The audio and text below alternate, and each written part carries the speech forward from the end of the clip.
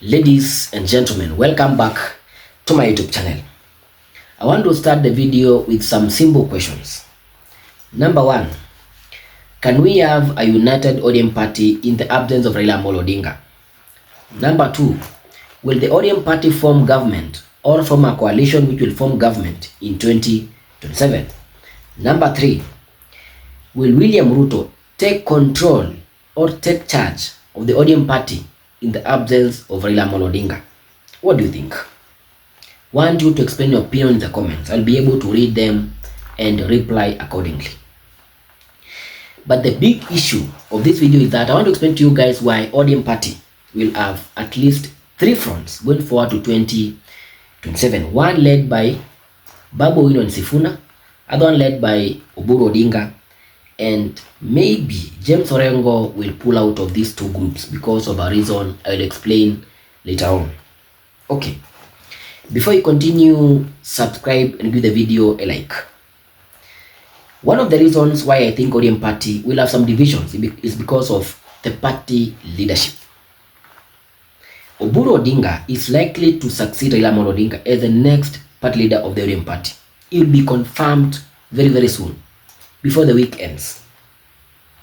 And that won't settle well with some leaders who were around Raila Odinga and those who were denied some chance in the presence of Raila Odinga. Somebody like Babu Owino won't allow that. So Oburu Odinga being the party leader will be chaotic. The party won't settle. The young MPs, Gen Zs, millennials want some change, and this change must start with party leadership. Edwin Sifuna explained why they will not support William Ruto yesterday. Raila Odinga asked some times back, who told you that ODM will not front a candidate in 2027? But we all understand that Raila Odinga was always dynamic. In government, in the opposition, anytime things can change. But Raila died when some people were in government and others were in the opposition. What will happen? I want to tell you what is going to happen. William Ruto will be the one calling shots in the ODM party, because those people in the party leadership are there merely because of the broad-based government. Somebody like Gladys Wanga was not there before the broad-based government. The Mombasa governor was not there. The moment Raila Odinga was given a chance to donate experts into the government, Raila Odinga committed a political mistake, because Raila committed, or Raila gave out or donated is important party leaders in the ODM. Somebody like Joho, Oparanya, John Bandi was the chairperson of the ODM party. Joho and Oparanya, these were the top people just below Raila Odinga. They were deputy party leaders. Now they are in government. So all those leaders currently, somebody like Gladys Wanga, ako hapo juu ya broad based. Abdusama wa Mombasa, broad based. That's why these guys will support William Ruto by all means. The only person who seems to be independent and can think otherwise is Simba Arati of Kisii County. Nakumbuka jana akisema bado mapambano. That's a clear indication that the guy might not support William Ruto, and that is because of the Matiang'i factor in Kisii County. But going forward to 2027, William Ruto will take charge of the ODM party because William Ruto is a smart politician. Sifuna will be kicked out of the party if he is not aware. Sifuna must take charge as early as now, convene a meeting, try to elaborate on what has happened, settle on some issues, revisit on the MOU signed between ODM and UDA, and give a direction.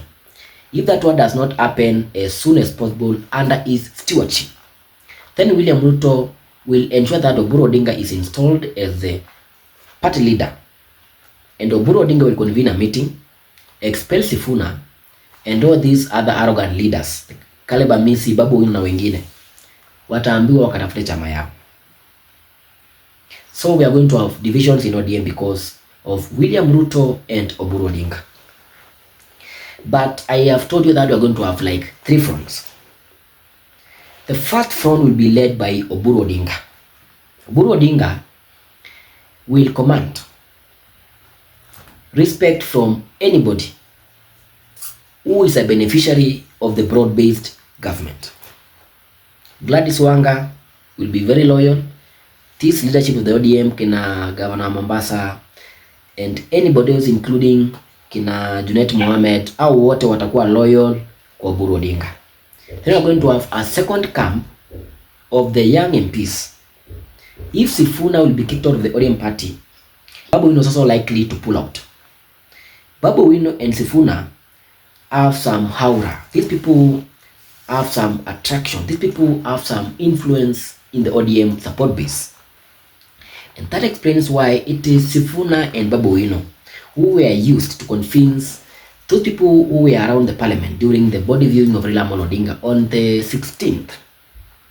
After Raila landed in the JKIA, he was supposed to go to parliament, but the space was so crowded, ilikuwa chaotic kidogo hapa na pale.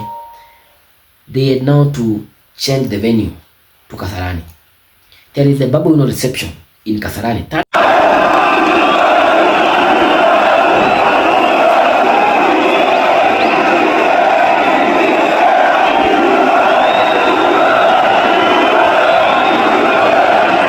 Speaks volume on who is going to be the next Luo kingpin. There was a reception of Sifuna in parliament. Sifuna was there trying to calm issues and the like. Now you want to tell me that Sifuna and Babu have now to bow down and surrender to Oburu Odinga, who is not their father figure in the political space? That's not going to happen. Sifuna and Babu will pull out. And I can tell you, if you listened well on the ground voices yesterday, watu wako na Sifuna na Babu Wino. That's what is going to happen. But we still have some loyal people who believe in the Odinga family. So we're going to have divisions in the Luo Nyanza and the ODM party at large. The third group will be led by James Agri Bob Orengo. And I have some reasons on why Orengo can pull out and have his side of the ODM party. Orengo believes that Oginga Odinga, and it is rumored that Oginga Odinga was trying to groom Orengo to succeed and be the voice of the Luo Nyanza and not Raila Odinga. But because Raila Odinga is one of the guys who can fight their own battles, so some point Oginga was asked, if your sons were in a fight or they were being attacked, who can you save? Ni nani unaweza tetea hapa? Oginga alisema hivi, the only person I can come into his rescue is Oburu, because Raila Odinga can fight his own battles.